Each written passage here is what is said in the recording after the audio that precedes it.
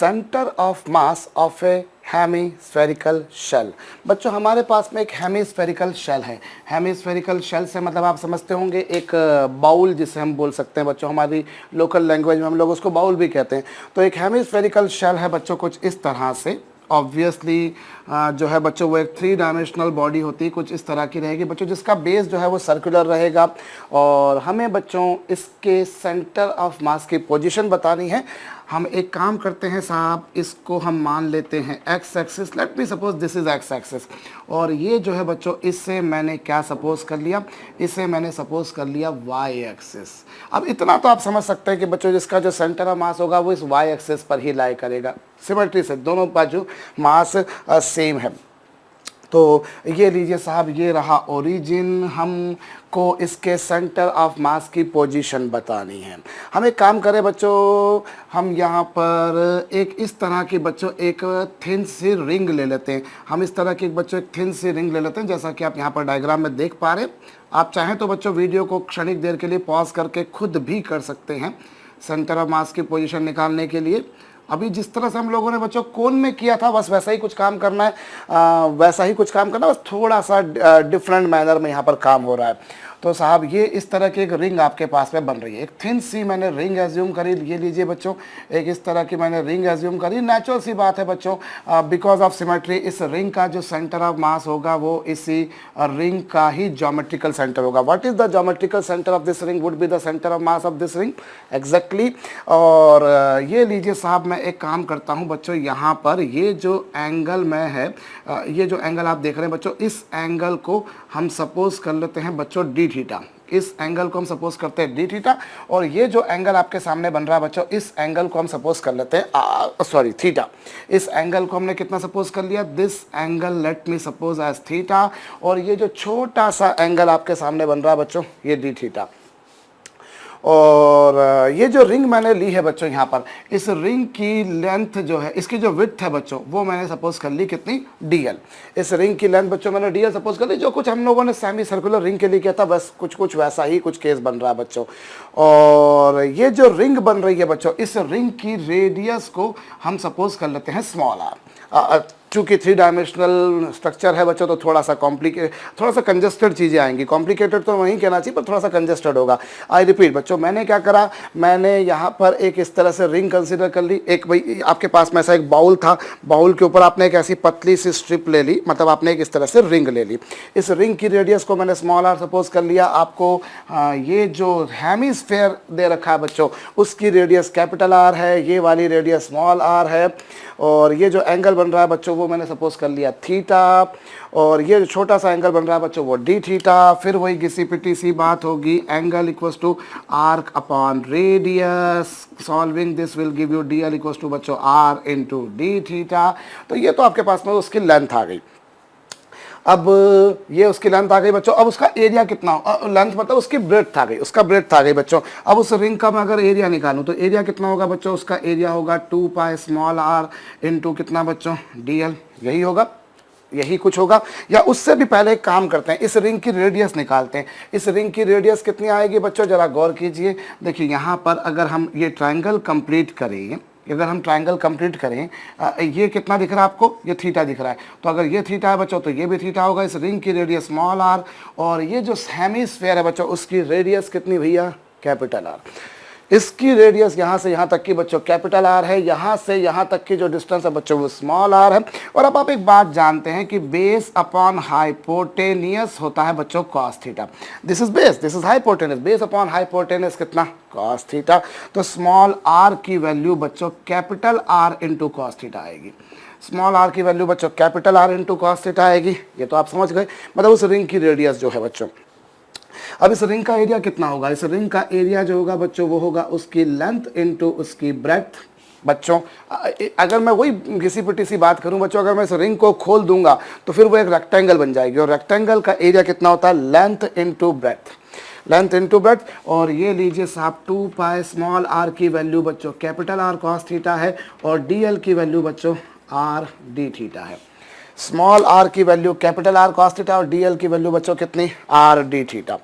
Solve कर लेंगे बच्चों तो ये आ जाएगा 2 pi R square cos theta D theta. This is the area of this ring. ये जो रिंग आपने अज्यूम करी बच्चों, ये उस रिंग का मास एरिया आ गया।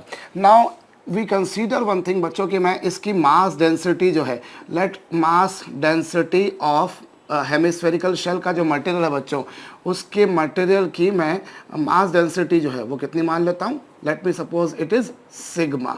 मैंने मान लिया बच्चों इसके मटेरियल की मास डेंसिटी मतलब मास पर यूनिट एरिया जो है बच्चों वो सिग्मा ले ली। तो ये जो आपने रिंग लिए बच्चों, इसका मास क्या होगा, यूनिट एरिया का मास इंटू उसका area.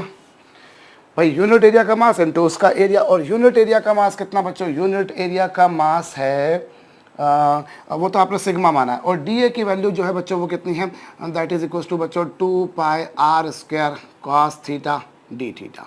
So this is the mass of this ring. अब सेंटर ऑफ मास की वाई पोजीशन क्या होगी बच्चों, सेंटर ऑफ मास की वाई पोजीशन क्या होगी, आप ये तो जानते हैं कि सेंटर ऑफ मास जो है बच्चों वो वाई एक्सिस पे लाई करेगा।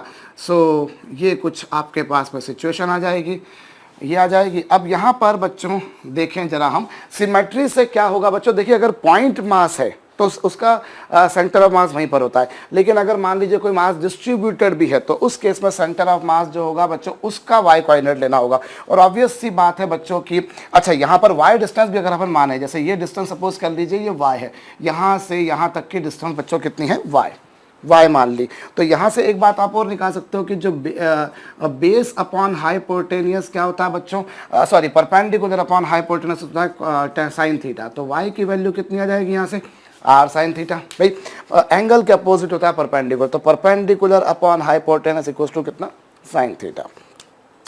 तो ये लीजिए साहब, अब क्या करेंगे आप, ये आर साइन थीटा हो गया, ये बच्चों आपके पास में आर साइन थीटा हो गया, और ये कितना, ये तो हो गया वाई की वैल्यू, ये वाई की वैल्यू हो गई। और रही बात बच्चों डी एम की वैल्यू, तो you can see that is equals to बच्चों 2 pi capital R square sigma cos theta D theta, ये लीजिए साहब। और डिनोमिनेटर में बच्चों डीएम, और डीएम की वैल्यू कितनी है, डीएम की वैल्यू है बच्चों 2 पाई आर स्क्वायर सिग्मा और cos theta D theta. Hope आपको मेरी बात खोपड़ी में आई है। हमने क्या करा यहाँ पर, भाई हमने सिंपल सा काम ये करा भैया, यहाँ पर वाई देखा जाए तो ये जो रिंग आपके पास बनी है इसका सेंटर ऑफ मास इसके ज्योमेट्रिकल सेंटर पर होगा। सो यहाँ से यहाँ तक की डिस्टेंस तो बच्चों वाई इक्वल्स टू कितना, आर साइन थीटा, वो मैंने रख दी। और डीएम की वैल्यू कितनी बच्चों, 2 pi R square sigma cos theta D theta, ऐसा यहाँ पर। अब यहाँ पर हम इंटीग्रेट कर रहे हैं बच्चों थीटा के रिस्पेक्ट में, इंटीग्रेट कर रहे हैं बच्चों हम लोग थीटा के रिस्पेक्ट में, तो लिमिट भी जो रहेगी बच्चों वो थीटा की रखना पड़ेगी। भाई आप जिसके रिस्पेक्ट में इंटीग्रेट करते हो उसी की लिमिट रखते हो। अभी आप किसके रिस्पेक्ट में इंटीग्रेट कर रहे हो, थीटा के रिस्पेक्ट में, सो लिमिट भी थीटा की होगी। अब क्या करेंगे बच्चों, आप लोगों ने जैसे रिंग ली तो आप रिंग कहाँ से कहाँ तक लेंगे, भाई ये आपके पास में हेमिस्फीयर है, सो पहली रिंग आप यहाँ लेंगे, फिर आप रिंग यहाँ लेंगे, फिर आप रिंग यहाँ लेंगे, और सबसे आखिरी रिंग आप यहाँ लेंगे। अब जब सबसे पहले रिंग आप यहाँ पर लेंगे बच्चों तो यहाँ तो थीटा की वैल्यू हो जाएगी 0, और जब सबसे आखिरी में यहाँ पर रिंग लेंगे बच्चों तो थीटा कितना हो जाएगा, थीटा हो जाएगा 90। भाई आपको लिमिट रखना आना चाहिए। एक बार फिर से समझा रहा हूँ बच्चों, सबसे पहली रिंग आप यहाँ पर लेंगे, फिर आप रिंग आपने ऊपर ली, फिर आपने रिंग और ऊपर ली, और ये रिंग जितना एंगल बनाती है, ये जितना एंगल बनाया करती बच्चों उसे आप लेते हैं थीटा। अब सबसे पहली रिंग तो यहीं के यहीं आ गई तो थीटा की वैल्यू 0, और सबसे आखिरी रिंग आपने यहाँ पर ली तो थीटा की वैल्यू बच्चों 90। सो लिमिट जो होगी that would be from 0 degree to 90 degree.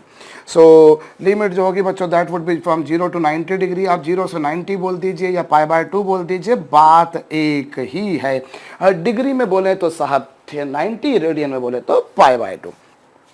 अब जिसके रिस्पेक्ट में इंटीग्रेट कर रहे हो बच्चों उसको छोड़कर बाकी सबको बाहर निकाल सकते हो, क्योंकि बाकी सब कांस्टेंट होंगे। अब मैं यहाँ पर क्या करता हूँ बच्चों, ये देखिए पाई आर स्क्वायर सिग्मा मैंने निकाला, पाई आर स्क्वायर सिग्मा मैंने बाहर निकाल दिया। और आर स्क्वायर ही क्यों, आर क्यूब, क्यों आर क्यूब, क्योंकि r square into r will become r square. और ये देखिए बच्चों ये 0 से π/2, और मैंने इसमें से 2 को अंदर रखा बच्चों, क्यों अंदर रखा वो मैं बताता हूँ आपको। हालांकि आपका मन कर रहा होगा, आप बिल्कुल तड़प रहे होंगे कि मैं 2 को भी बाहर निकाल दूँ, 2 भी तो कांस्टेंट है, पर मैं नहीं कर रहा ऐसा। और वो क्यों नहीं कर रहा मैं अभी थोड़ी देर में आपको क्लियर हो जाएगा बच्चों। ये हो गया cos theta D theta, I repeat बच्चों, ये 2 into sine theta into cos theta D theta, और ये बच्चों मैंने इस 2 को बाहर निकाल दिया, एक 2 को मैंने अंदर रखा लेकिन दूसरे 2 को मैंने बाहर निकाल दिया। अभी पाई आर स्क्वायर सिग्मा बच्चों, pi cancel, sigma cancel, r square से आर स्क्वायर भी कैंसल, एक आर बचेगा, और इस तरह से क्या आएगा, दिस यू वुड सी बच्चों आर अपॉन 2, ये तो आपके पास में आर अपॉन 2 आ गया भाई, आर क्यूब चला गया आर स्क्वायर से, तो एक आर तो बचेगा और अपॉन में 2 बचेगा बच्चों। और ये देखिए अब मैं यहाँ पर जो इंटीग्रेशन कर रहा हूँ बच्चों, ये 0 से पाई बाय 2, और 2 साइन थीटा कॉस थीटा क्या होता है बच्चों, आप बचपन से पढ़ते हुए आ रहे हैं, साइन 2 थीटा होता है भाई, 2 साइन थीटा कॉस थीटा, माना बचपन से नहीं शुरू किया, अभी कुछ टाइम पहले आप लोगों ने ट्राइगोनोमेट्री में जरूर पढ़ा बच्चों, तो इतना तो आपको पता है, साइन 2 थीटा, और बच्चों लिमिट 0 टू पाई बाय 2, यहाँ पर कॉस थीटा, और ये बच्चों डी थीटा, ये कुछ आएगा, और इज इक्वल टू कितना बच्चों, आर बाय 2, आर बाय 2।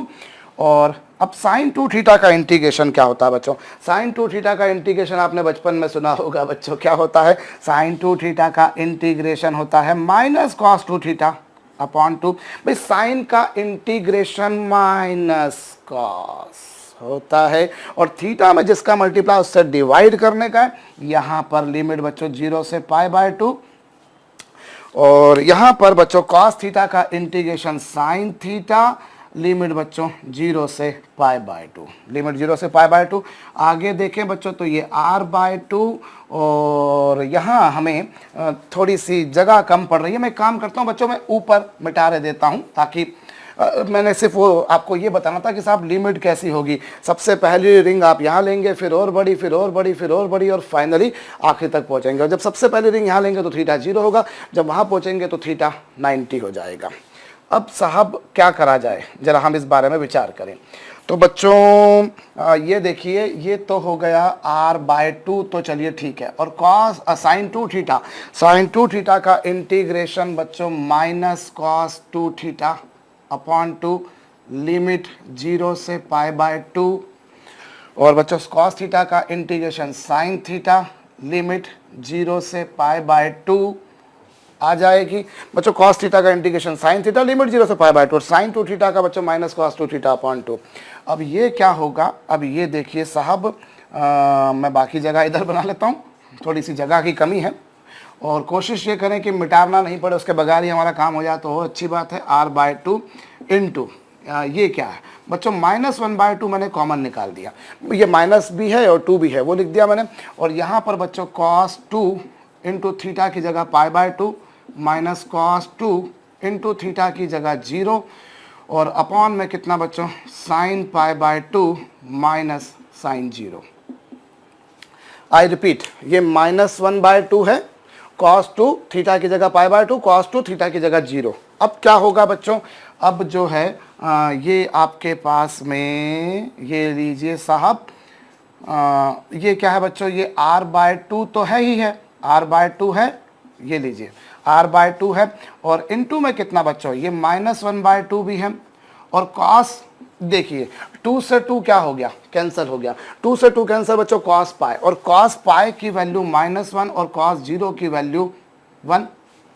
क्या हुआ, मैं यहाँ पर बताऊं बच्चों, देखो r बाय 2 था, ये -1 बाय 2 था, 2 से 2 कैंसिल, कॉस पाई की वैल्यू -1, और यहाँ माइनस था इसलिए माइनस लगाया, और ये कितना 0, और कॉस 0 की वैल्यू 1, और यहाँ पर अगर देखा जाए बच्चों तो साइन पाई बाय 2 की वैल्यू 1 होती है, you must be knowing, sign pi by 2 की वैल्यू 1 और साइन 0 की वैल्यू 0 इज इक्वल टू कितना आएगा बच्चों, दिस इज r बाय 2, और इनटू में बच्चों -1 बाय 2 इंटू -2 अपॉन 1, ये लीजिए साहब बच्चों, ये -1 बाय 2 है, -1 -2, और ये मेरे ख्याल समझ में आ गया होगा। अब ये माइनस माइनस सब कैंसिल हो जाएंगे बच्चों, और फाइनली आंसर कितना आ जाएगा, r बाय 2।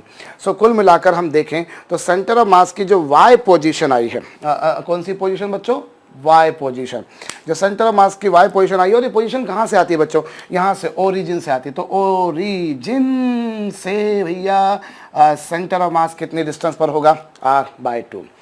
एक स्फेरिकल शेल था, आपको उसके सेंटर ऑफ मास की पोजीशन पूछी थी, आपने उसके ऊपर एक पतली सी रिंग एज्यूम करी, उस रिंग की थिकनेस को आपने डीएल मान लिया, आपने मान लिया कि उसके थिकनेस वाला जो पार्ट है बच्चों वो सेंटर पे डी थीटा एंगल बना रहा है, ये एंगल थीटा है, एंगल इक्वल्स टू आर का पाम रेडियस, ये उसकी थिकनेस आ गई। अब ये जो रिंग बनी बच्चों इसकी रेडियस स्मॉल आर मानी, इसकी सेंटर से डिस्टेंस वाई मान ली, radius capital R spherical shell की थी, base upon hypotenuse cos theta और perpendicular upon hypotenuse sine theta. इससे आपको उस रिंग की हाइट मालूम पड़ गई, रिंग की रेडियस मालूम पड़ गई, रिंग का एरिया निकालना है, एरिया होता है बच्चों लेंथ इनटू ब्रेड्थ, और फिर स्मॉल आर की वैल्यू भी थीटा के टर्म्स में रख दी, डीएल की वैल्यू भी थीटा के टर्म्स में रख दी। अब आपने उसका मास निकाला, यूनिट एरिया का मास सपोज कर लिया सिग्मा, उसका मास निकाला, सेंटर ऑफ मास की वाई पोजीशन ये होगी, वाई की वैल्यू रखी, डीएम की वैल्यू रखी, इंटीग्रेट करना है बच्चों। एक 2 को अंदर रख देने से ये फायदा ये होगा कि ये 2 sin theta cos theta sin 2 theta हो जाएगा।